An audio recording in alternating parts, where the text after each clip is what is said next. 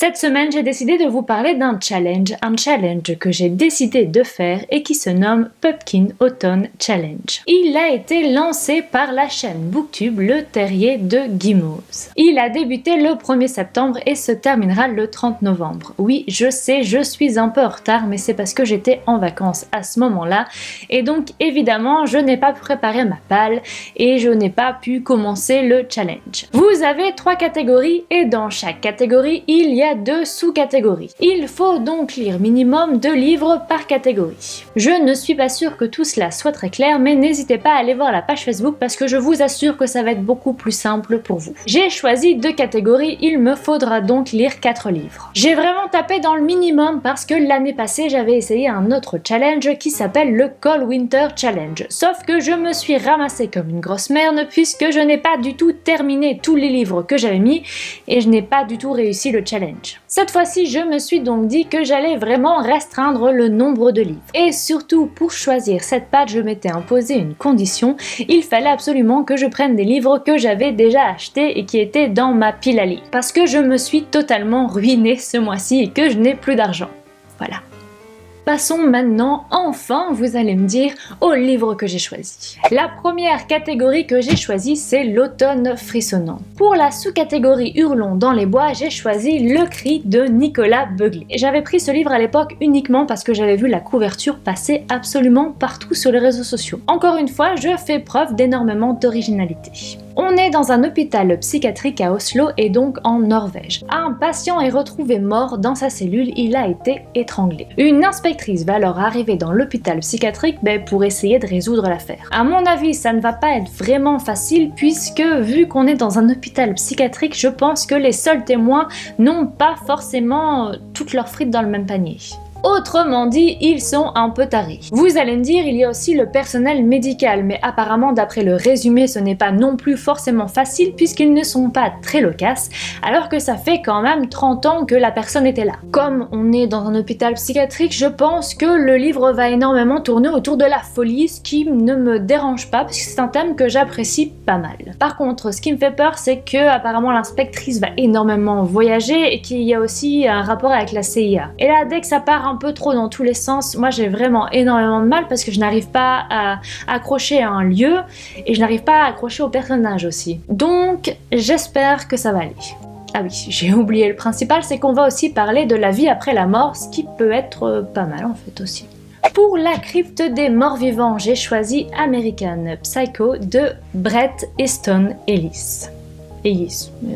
Truc comme ça quoi. Avant de commencer à parler de ce livre, j'ai juste envie de vous montrer une petite chose. À mon avis, là vous voyez vraiment bien la couverture du livre et vous pouvez voir, c'est magnifique. Voilà, ça, c'est mon chat. J'ai déjà vu le film qui est donc tiré de ce roman, mais je n'avais jamais lu le livre. Et je pense vraiment que le livre est 1000 fois plus intense que le film. Pour la petite histoire, on va suivre Patrick Bateman, 27 ans, un golden boy assez brillant à Wall Street. En gros, il est pété de thunes, il ne va que dans les endroits les plus chics ou encore dans les restaurants où il faut réserver des mois à l'avance et encore, même comme ça, on n'est pas sûr d'avoir une place. Et bien évidemment, de temps en temps, il se prend un petit rail de coke, histoire d'être bien dans sa vie. Vu de l'extérieur, sa vie semble vraiment parfaite, sauf que personnellement, ça me donne pas très envie. Mais la nuit, il devient totalement différent puisqu'il tue, il viole, il torture sans une once de culpabilité ou encore le moindre remords, s'il vous plaît. On peut totalement donc le qualifier de psychopathe. Je ne vais pas vous le cacher, j'attends énormément de choses de ce livre parce que le film m'avait plu, mais j'ai vraiment envie de ressentir tous les détails avec le livre. Ça fait vraiment très peur quand je dis ça, mais je vous assure que je ne suis pas une psychopathe, ou en tout cas je ne le sais pas, mais c'est vraiment un sujet qui m'intéresse. On passe maintenant à une autre catégorie qui s'appelle l'automne enchanteur. Pour la sous-catégorie légende d'ici et d'ailleurs, j'ai choisi de lire enfin Outlander, tome 1. J'ai acheté ce livre il y a quand même un moment maintenant, il y a quelques mois, et je ne l'ai jamais lu, je me suis jamais lancée parce que c'est quand même un pavé, et j'avais vraiment peur d'être déçue. Et je me suis dit, c'est le moment de me lancer, vu que c'est un challenge, je vais me mettre le défi de le lire. Ça commence mal. J'ai énormément d'appréhension, comme vous pouvez le voir, même s'il y a eu beaucoup de commentaires positifs sur ce livre, je ne sais pas pourquoi, j'ai peur. Je vais quand même essayer de vous résumer le livre. On va suivre Claire Beauchamp Randall qui part en vacances tranquillement avec son mari. Enfin, tranquillement, on est quand même après la Seconde Guerre mondiale, elle était infirmière et son mari revient du front. Donc je ne pense pas franchement que ça doit être des vacances tranquilles. J'allais oublier, ils sont en Écosse, qui est quand même le truc principal du livre. Alors qu'elle se promène dans les Landes, elle entend des voix, elle entend une musique, ce qui lui rappelle une cérémonie. Une cérémonie de quoi? Je ne sais pas parce que je n'ai pas lu le livre. Je le saurai bientôt. Elle se dirige alors vers ces sons, cette musique, et bam, d'un coup, elle est projetée 200 ans en avant, et elle ne sait pas ce qu'elle fout là. Elle est donc en 1743, elle va se retrouver dans la société de l'époque qui était bien évidemment très différente de celle de 1943, et elle va vivre pas mal de choses apparemment. Je pense que c'est par ce livre-là que je vais commencer le challenge. Comme ça c'est fait. Mais ce n'est pas du tout vraiment une bonne façon de commencer ce livre. Comme vous pouvez le voir, j'ai énormément de doutes face à ce livre et pourtant je l'ai acheté et je vais le lire. C'est toute ma logique. On arrive enfin au dernier livre avec la sous-catégorie féerique, citrouille, bibidi-babidi-bou. J'ai choisi le livre Harry Potter, le tome 3 qui se nomme Je ne sais pas et le prisonnier d'Azkaban.